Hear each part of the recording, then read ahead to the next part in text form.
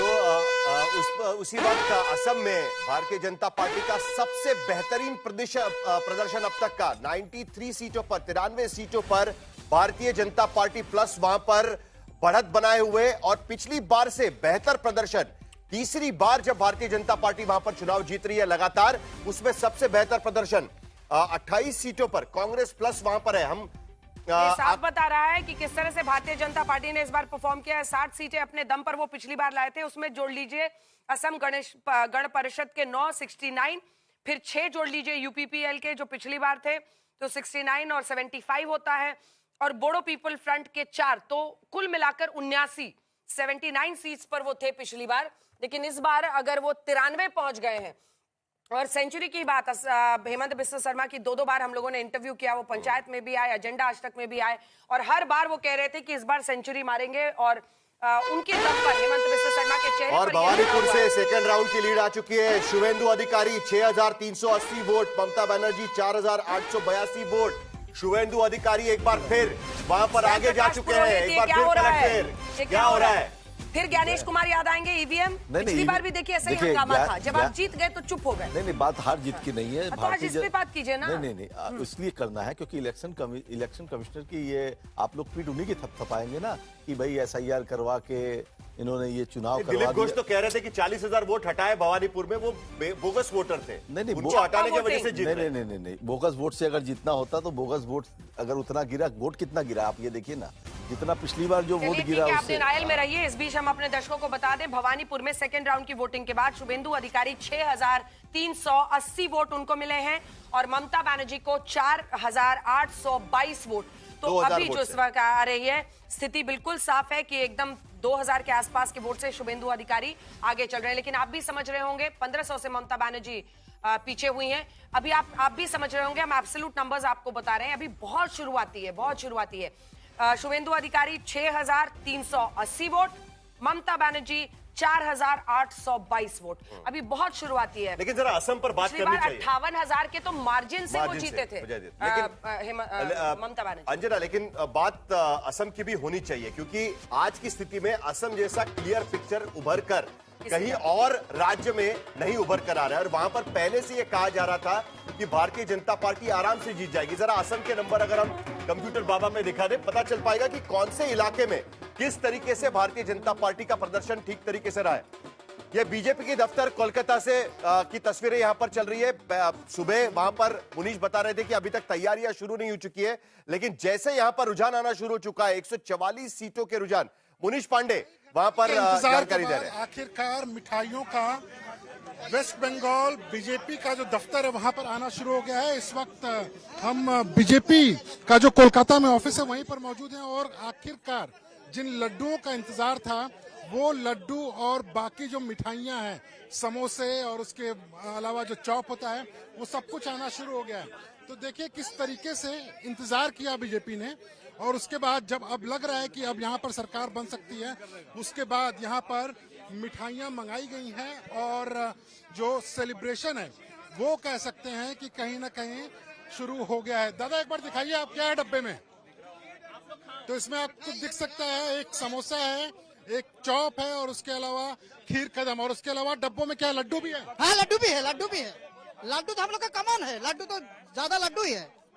तो बोल रहे हैं लड्डू इनका कमल है और ज्यादा लड्डू ही है। तो कहीं ना कहीं अब बीजेपी जो है वो आश्वस्त नजर आ रही है कि अब जीत कहीं ना कहीं उनके पाले में आती हुई दिख रही है, और उसके वजह से अब जो लग रहा है कि कम से कम बीजेपी का जो दफ्तर है, जहां पर सिर्फ बीजेपी के बड़े बड़े नेता मौजूद थे, जहां पर अब कार्यकर्ता भी आना शुरू होंगे और मिठाइयों का बंटना भी शुरू होगा।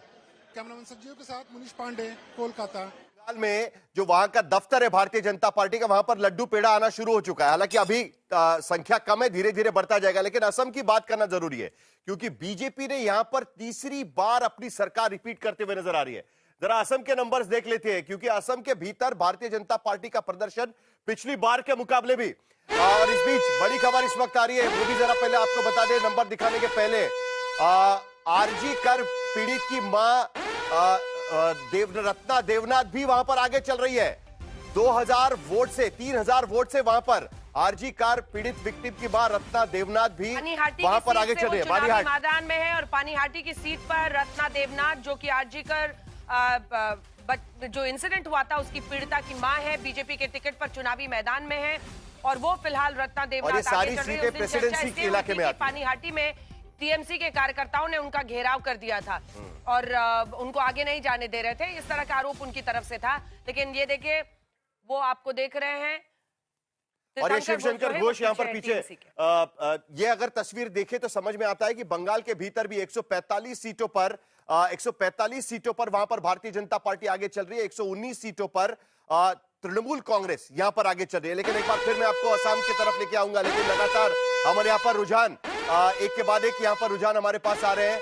और एक बड़ी खबर, तमिलनाडु में कोल्हापुर से सीएम स्टालिन एक बार फिर पीछे हो गए हैं। इससे पहले भी कोल्हापुर से वो पीछे थे, फिर आगे चले गए थे, लेकिन अब टीवीके के उम्मीदवार तमिलनाडु से वहां पर आगे चल रहे हैं, तमिलनाडु के भीतर।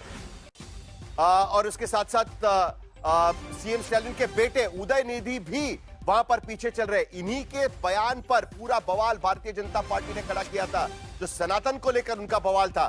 तो जो चेपॉक सीट है वो दरअसल मद्रास में, जहां पर उदयनिधि चुनाव लड़ रहे हैं, वो स्टालिन के परिवार की पुरानी सीट मानी जाती है। करुणानिधि वहां से चुनाव लड़ चुके हैं, स्टालिन वहां से चुनाव लड़ चुके हैं और अभी उदयनिधि के लिए वहां पर सीट जारी है।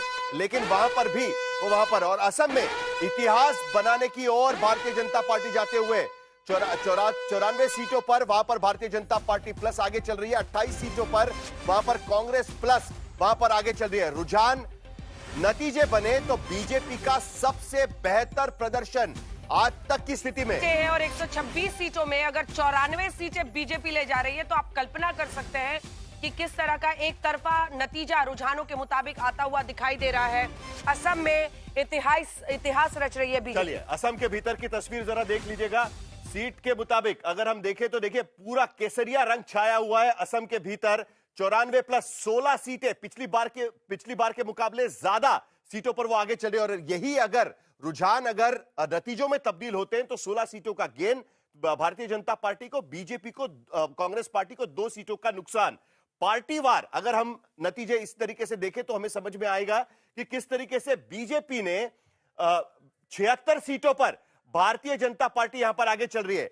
एजीपी जो है 9 सीटों पर यहां पर आगे चल रही है, यूपीपीएल 0 सीटों पर और अन्य 9 सीटों पर। एनडीए का सरकारी होगा। आपके अलाइंस का हार्ट बीट पहले ही बढ़ा हुआ होता नहीं, कि सैकिया साहब कह रहे हैं हम ट्रिपल हम पहले भी साथ में थे, अभी भी साथ में है, आने वाला समय में भी हम एनडीए के नाते हम लोग आसाम को एक विकसित सुरक्षित प्रदेश बनाने का हमारा जो यात्रा हमने प्रारंभ किया है उसको हम आगे बढ़ाएंगे। अब ये जो ट्रेंड है अगर ये यही बरकरार होता है शाम तक, इसका क्रेडिट किसको जाएगा? सैकिया साहब को जाएगा, हेमंता बिस्वा जनता को, आसाम के जनता को जाएगा।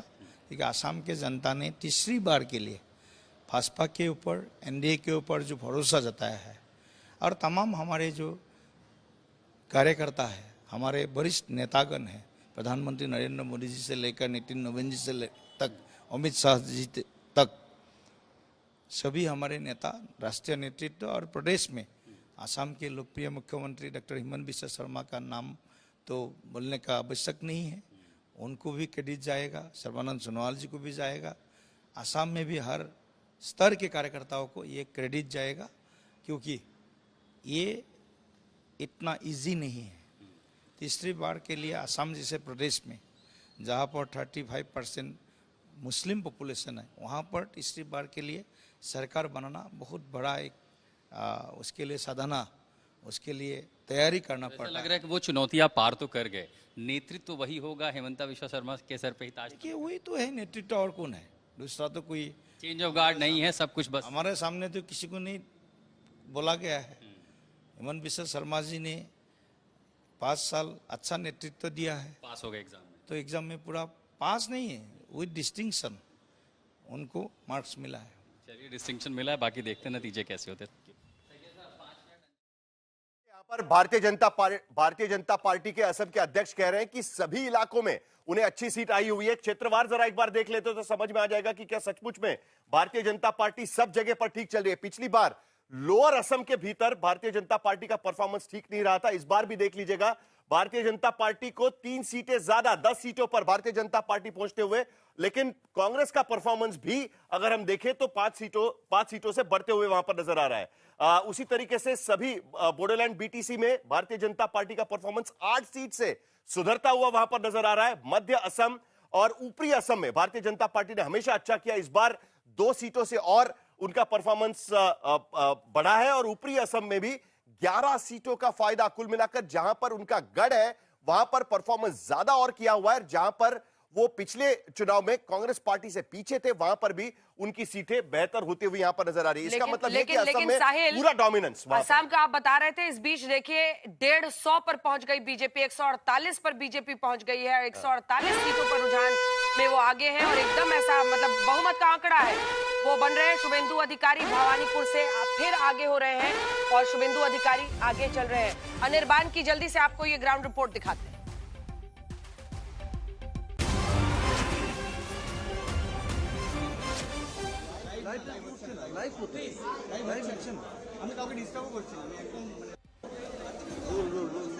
আমরা ভবানীপুর অ্যাসেম্বলি কনস্টিটিউয়েন্সি কাউন্টিং সেন্টারে রয়েছে, high voltage counting centre. Suvendu Adhikari একদিকে বনাম মমতা বন্দ্যোপাধ্যায় এবং সেই কাউন্টিং সেন্টারে যে ছবি সেই ছবিগুলো কিন্তু আপনাদের একেবারে যে ব্যালট যে থার্ড রাউন্ডের গণনা, সেই তৃতীয় রাউন্ডের গণনা এই মুহূর্তে চলছে এবং একেবারে কাউন্টিং যে রেজাল্ট রয়েছে তারা কিন্তু সরাসরি এখানে পৌঁছে গিয়েছে এবং यहां पर चहल पहल भवानीपुर के काउंटिंग सेंटर के अंदर की ये तस्वीरें हैं। वहां पर काउंटिंग शुरू हो चुका है। शुभेंदु अधिकारी फिलहाल आगे चल रहे हैं और ये तैयारियां देखिए, वहां पर खाने पीने की तैयारी, मिठाई बांटने की तैयारी वहां पर बीजेपी का दफ्तर होगा। बूंदी है, अगर मिठाई कहीं बट रही है तो बीजेपी का ही दफ्तर हो सकता है।